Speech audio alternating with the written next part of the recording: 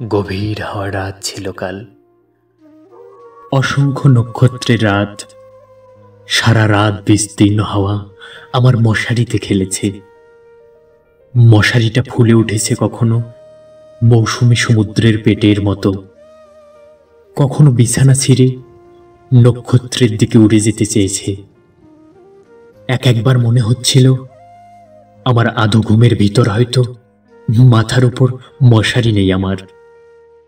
সাথী তারার কোল ঘেঁষে নীল হাওয়ার সমুদ্রে সাদা বকের মতো উঠছে সে। কাল এমন চমৎকার রাত ছিল। সমস্ত মৃত নক্ষত্রেরা কাল জেগে উঠেছিল। আকাশে এক তিল ফাঁক ছিল না।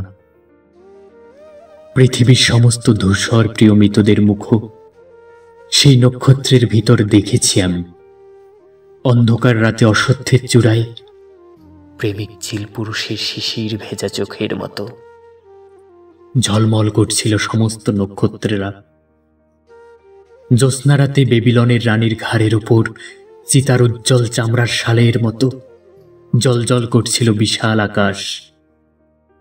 কাল এমন আশ্চর্য রাত ছিল যে নক্ষত্রেরা আকাশের বুকে হাজার হাজার বছর আগে মরে গিয়েছে, তারাও কাল জানালার ভিতর দিয়ে অসংখ্য মৃত আকাশ সঙ্গে করে এনেছে।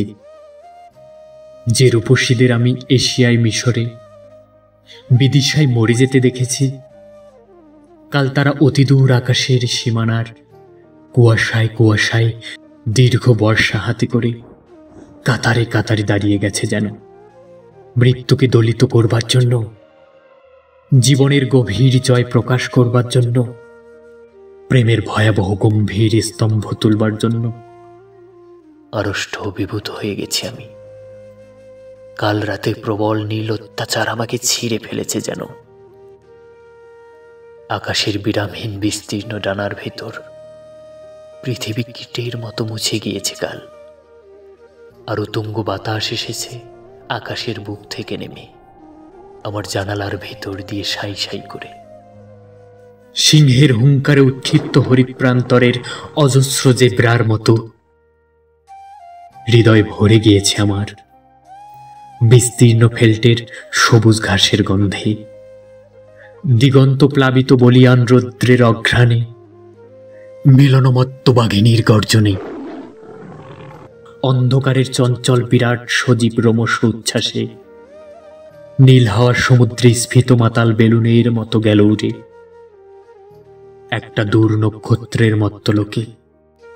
তারায় তারায় উড়িয়ে নিয়ে চলল একটা দুরন্ত শকুনের মতো।